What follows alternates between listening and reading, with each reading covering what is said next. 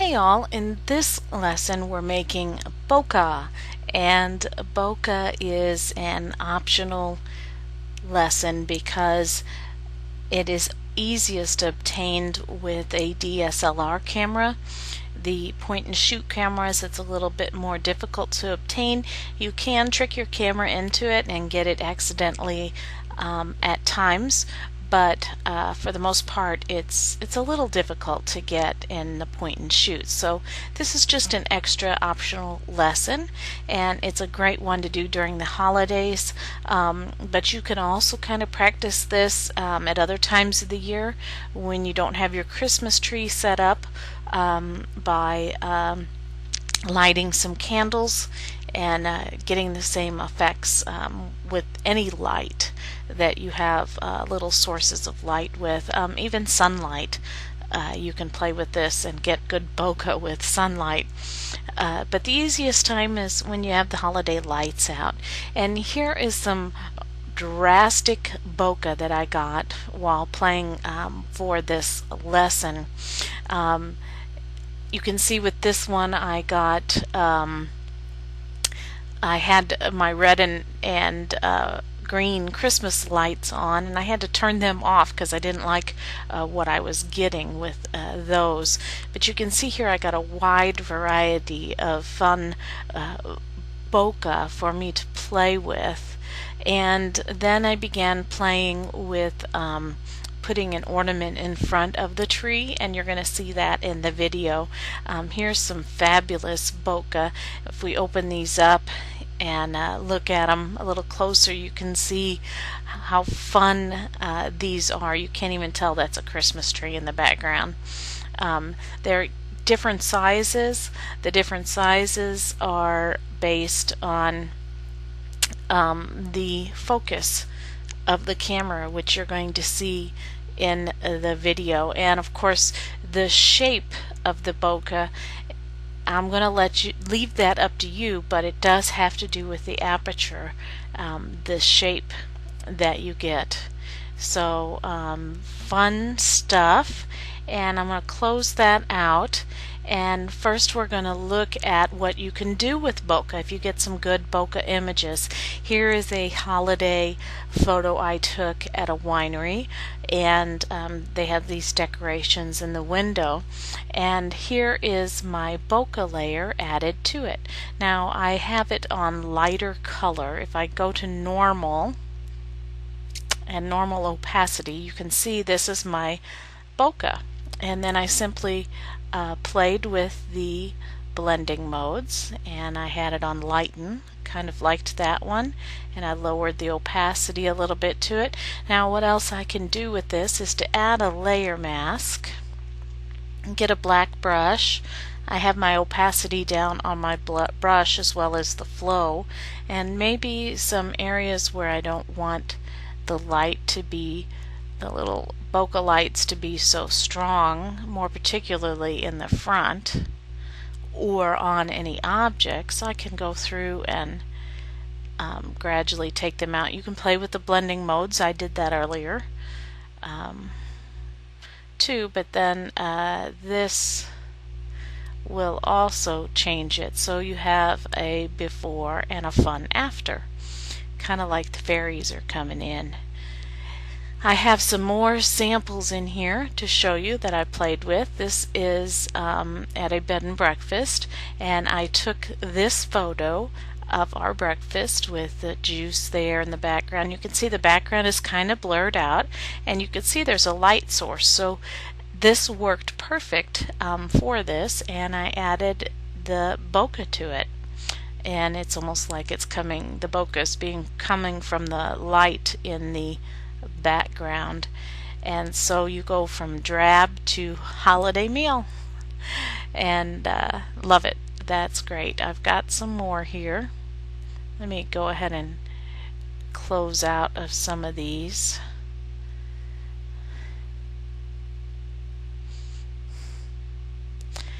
So here's the next one that I have. I can show you how this will work on portraits. So I have this portrait of hubby at the park, And I actually took the bokeh on this one and made it black and white. If you go to the original and the fill all the way up, you could see also I have the mask working on this, so there's no bokeh on him, but you can see I converted it to black and white. And then I think I had, nope, the lighting didn't work good on this one, the screen. And so here is the before and here is the after, just to kind of add some pizzazz. I probably would want to brush it a little bit more away from his face as it's coming into his face. And there I converted the picture to black and white. So there's a black and white picture, and there it is with the bokeh. So kind of fun. And here is one of the images I wanted to share with you that I took while filming the video, and you can see the object in the front is in focus, and the tree has some bokeh on it in the black background. So you can take your bokeh photos and do a lot of fun things with them, especially if you're blending them with textures. If you have some texture files that you're using for backgrounds in layouts, you can really have fun with the bokeh on them and more blending. You just got to get really creative. And so we're going to go ahead and watch my video, and in this video you're going to learn that this is an aperture priority, and that the main thing that affects the bokeh is actually your focusing. So even if you do not have anything in the foreground, you want to try to focus so you're close. And well, let's just watch the video. Here we are with our Christmas tree and my DSLR camera, and I'm going to share with you how easy it is to get bokeh with DSLR cameras. First, you need to be in the aperture priority mode, and we've covered this in other lessons, especially on the lessons for shallow depth of field. You'll recall that a shallow depth of field blurs out the background while keeping a small area in the foreground in focus. It's going to be the same principle in creating bokeh.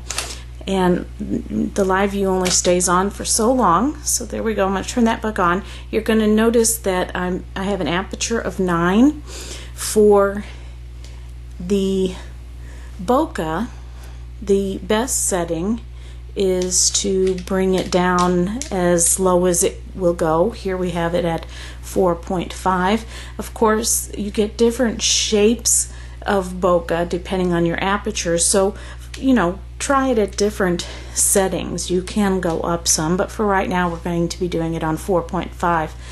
The key then is simply your focus. So I have it on manual focus, and I'm going to turn the focus, and you see as I am changing the focus, it's becoming more and more blurred.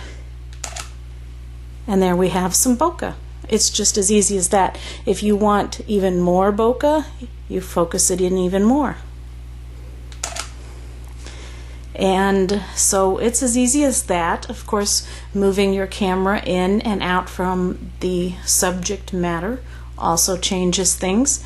If we wanted to try an aperture a little bit further up, you see it still works. And there's another one. The bokeh is really cool if you can get a good shot of bokeh and then use the blending modes over your photos in Photoshop or Photoshop Elements. Now, I've got hubby here. He's going to hold up an ornament. When you're doing bokeh, a lot of times it's really cool to have the images. I'm going to zoom out a little bit. And a little bit over this, toward that, there, this way, yeah, right there. So Of course, now I'm putting it on the rule of thirds, the ornament, and I'm kind of getting the tree in the background. So when you're doing the bokeh with subjects so that the lights are all, Christmas lights are all blurred out in the background, it's just like doing any other shallow depth of field. So we have this ornament here, and I'm actually, whoops, let's turn that to live view back on. I actually played with this earlier and found that the flash, and I have it, we've seen the flash compensation before. I have the flash compensation set. I played with it quite a while so that it didn't blur out my image, and now it's just a matter of focusing till that ornament is in good focus because it's in the front, and then we have that shallow depth of field in the background. For this particular one, I think it's going to work better if we take that aperture further down. Hubby's moving the ornament. I don't want the books there in the background, but now we try it again. Get the ornament in focus and take that shot, and there we have it. We have the ornament in front with the tree and bokeh in the background. Of course, we're really close to the ornament. He probably should go that way some more, closer to the tree. Let's see. Live view. And I'm going to zoom in a little bit. And then I'm going to focus on that ornament and try it again. And there you can see he needs to move. You have to have a good partner for this. A few inches to the left. There, right there. Don't move, don't move, don't move, because I want the tree in the background. Now we're going to try it again. Aha! So you just keep playing around and moving things from the camera, the distance from the camera, and how far you're zoomed in, and your focus with the shallow depth of field. And you get a variety of things. So that's as easy as it gets. Have fun. And so there you can see that it's just a lot of playing, and here's the photo that I took during that video. It looks a lot better on the actual photo here than it did on that video on the small screen. But you can see now that it is just a shallow depth of field, just as we have been learning. This reinforces some of what we've been learning. It's just blurring out the background while keeping a small area in the foreground in focus. So whether or not you have an object in the front, if you're focusing close on that shallow area of sharpness and letting the background be blurred out, that's going to give you the bokeh. It has more to do with the focusing than it actually does the aperture, but the aperture does make a big difference. Some of my photos, because I had the aperture too small, or too the number too small, then the edges of my ornament were blurred. And so it's all moving the object a little further and a little closer back and forth to the camera, moving the camera a little closer and a little further back. It's also just the distance you are from it, or how much you've zoomed in or zoomed out. So a lot of it has to do with distance, so you really have to play, but the main thing that affects it is that lower aperture number for a shallow depth of field, and you're focusing. Your focusing is what really makes your bokeh either larger or smaller. So get out there and have fun with this. Like I said, if it's not Christmas time when you do this video, go ahead and get yourself some candles or any other kind of light. Get a strand of Christmas lights out and throw them on your table on top of some lace. Get creative. Go to some night light somewhere where there's lights, maybe downtown or something like that, where you can play. Just get creative and have fun with it. And I look forward to seeing what you can do with this if you have a DSLR camera. See ya!